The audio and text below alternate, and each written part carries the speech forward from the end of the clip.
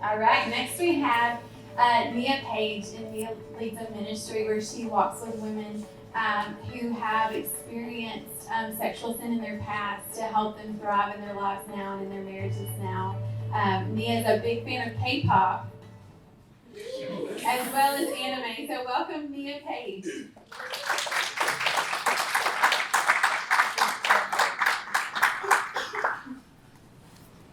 Like many well-meaning singles, I believe that compared to living a lifestyle of promiscuity, that watching porn was not a big deal.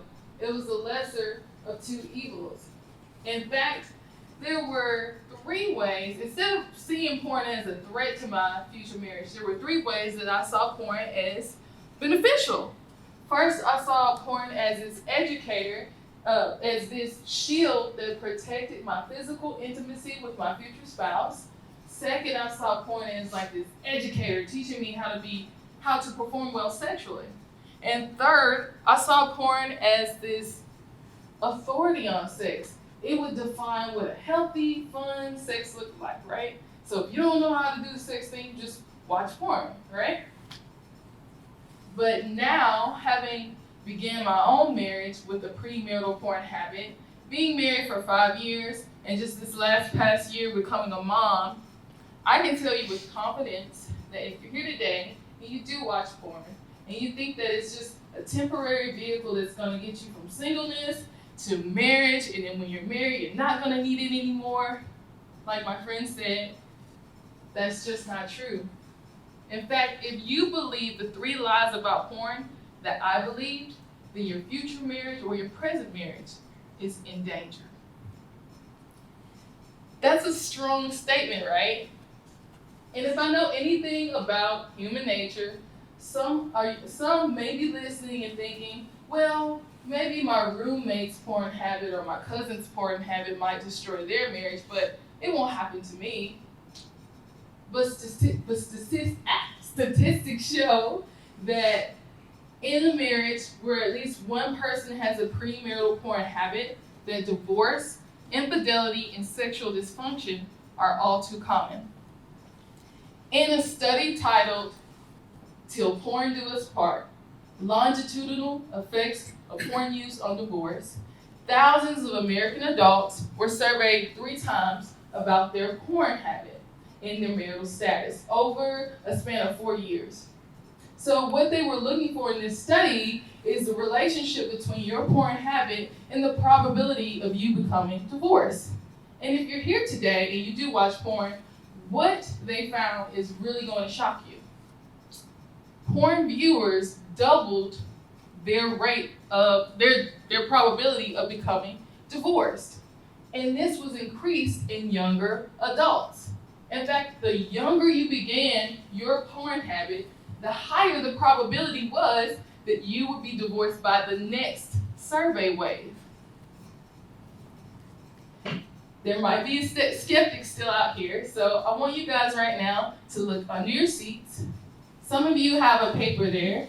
Would you raise it in the air and show it to your neighbors? Anybody can tell me what that paper is? Divorce decree. Of the 50% of marriages in America that end in divorce, 56% cite pornography as a leading cause. If you're here today and you're watching porn, the odds are not in favor of your marriage, but divorce. But that doesn't have to be. Today you can choose to protect your family and protect your marriage by rejecting these 3 lies about pornography that sabotage your relationship with your spouse. So let's talk about that first lie I believed about porn. The lie that it's a shield for your physical intimacy with your future spouse. So I grew up in the South, and going to church was important to me. My faith was important to me. Even though I didn't quite fully understand the implications of faith in my life, I knew enough about Jesus' teachings to know that when it came to sex, sex was this beautiful gift that God reserved for marriage. And that was a goal that I made in my heart. That's something I strive for. I wanted to be a virgin in my marriage. But as I began to go to high school, I found myself between this tension of wanting to follow Jesus' teaching on sex and then these curiosities and sexual desires that came up. So which one am I going to do? Am I going to follow Jesus or am I going to satisfy these desires? And so at that time, porn really came in and became this safe place, this neutral zone for me, where I could technically still be a virgin, but maybe not so much mentally or spiritually. Because from the privacy of my home, I could watch this porn, satisfy these desires, but still not technically compromise with someone physically, and so it'd be okay. And I remember thinking at the time that it's not a big deal. I'm still a virgin. What harm can it do? Well, a very smart person named Dr. Marianne Lading, she's a specialist in sexual trauma and psychopathology. This is what she has to say about watching porn and your physical sexual performance. I've also seen in my clinical experience that pornography damages the sexual performance of the viewers. Pornography viewers tend to have problems with premature ejaculation and erectile dysfunction. Ladies, don't turn your ears off. This means the same for you in your way. Having spent so much time in unnatural sexual experiences with paper, celluloid, and cyberspace, they seem to find it difficult to have sex with a real human being. Pornography is raising their expectation and demand for types and amounts of sexual experience. At the same time, it's reducing their ability to experience sex. So not only does pornography inhibit your physical performance, it also strips away your affections for your spouse, for your marriage, and for your family. According to the Journal of Adolescent Health, prolonged exposure to pornography leads to diminished trust between intimate couples, cynicism about love and the need for affection between sexual partners, belief that marriage is sexually confining, and a lack of attraction to family and child raising. Now, if that wasn't enough, 70% of partners of pornography viewers, mostly women but some men as well, meet the criteria for a PTSD diagnosis. Our secret porn habit is doing a lot more damage than we would like to think. Let's talk about the second lie about pornography. The lie that pornography can teach you how to perform well sexually. I feel like in our society, there's so much pressure to be good at sex before you even have sex, right? So naturally, those of us who feel this anxiety about, well, do I know how to please my future spouse? We turn to pornography as this tutor. I don't know how to do it, but if I just watch this, I'll figure it out. I know exactly how to please my spouse, and everything will be great. And I remember when I actually did indulge in premarital sex, I rushed to replicate these images that I saw on the screen. And what happened was, when I compared those manufactured scenes, those scenes manufactured by sex workers, and I compared it to my real life, I felt like my real sex life felt lacking. And that was because before I had even known it, pornography had changed and it had distorted my expectations towards sex and even the roles that men and women play in sex in a very negative way. Now, how is that? Well, let's examine the content of your average pornographic scene. Almost all pornography contains physical aggression and verbal aggression. And most of the victims of these acts are women who respond either neutrally or positively. That's very abnormal, right? Now, can you see how porn sets us up for failure in our marriages sexually? When you compare and contrast what you see in porn, those depraved, distorted images of what sex is, and compare them to your experience, say, with your spouse on your honeymoon, the thoughtful, loving, considerate kind of sexual experience you would have, those are two very different images. And what's worse is that pornography, the more you look at it, the deeper these cravings for this unhealthy, abusive sexual experience become in both men and women. Which leads me to my third lie about pornography. The lie that porn defines what healthy, fun sexuality looks like. Now I'm going to use a parable for this last point I'm making. Jesus used parables, so I'm going to take a page out of his book. So it's the beginning of the year. So imagine that you decide you're going to be different. You're going to be debt-free. So you start listening to Dave Ramsey, you start getting your ducks in a row, you start attacking debt with these extra payments like crazy, and you're making all of this progress, and you can't shut up about all that you're doing to anybody.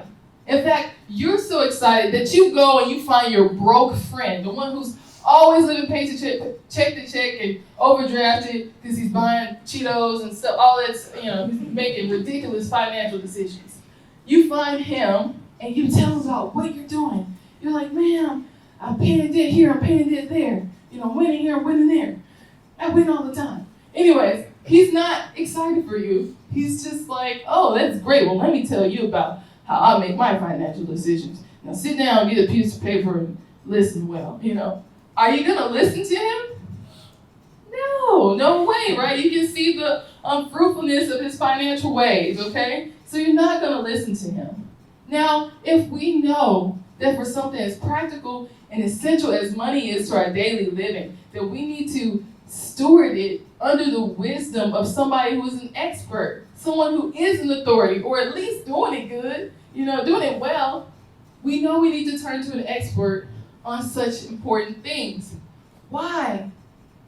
Why for something as intimate and personal as sex? Why do we turn to pornography and allow it to define what that should be, what that beautiful picture should be? Why not turn to the authority? Why not turn to the person who graciously made sex a part of our living experience? Christ. So what did the Christ of the Bible have to say about sexuality? When Jesus was confronted by some religious leaders of his day about divorce, this is what Jesus had to say about what marriage is. Haven't you read in your Bible, the Creator originally made man and woman for each other, male and female. And because of this, a man leaves his father and mother and is firmly bonded to his wife, becoming one flesh. No longer two bodies, but one. Because God created this organic union of the two sexes, no one should desecrate his art by cutting them apart. That's Matthew 19, 5-6 from the Message. Believing the lie, the pornography defines a healthy, fun sexuality is very costly. It costs us our affections for our spouse and for our family. It costs us the ability to connect and see other people as human beings and not objects for our personal pleasure. When we allow Christ to define what a healthy, fun sexuality is, we are free to experience sex that brings us into a deeper intimacy with our spouse and ultimately with God. Because sex is a reflection of the loving union that God has within himself. God the Father, God the Spirit, and God the Son. 3 persons in the Holy Trinity, one God. Sex is his art. 2 persons becoming one. Sex is worship. If we want to experience the best sex, then we need to do it according to Christ's design. That's better for our marriages, for our spouses, and for our family. If you truly want to experience deeper intimacy with your spouse, then the time to break your premarital porn habit is right now, before it destroys your marriage. Porn wrecks our physical intimacy with our spouses because it teaches us to disconnect from the person who's lying next to us. Watching porn teaches us how to be a cruel aggressor rather than a lover. The sex of porn is a desecration to Christ's beautiful design for becoming one flesh with your spouse. And if you'll let it, porn will ruin your marriage. Thank you.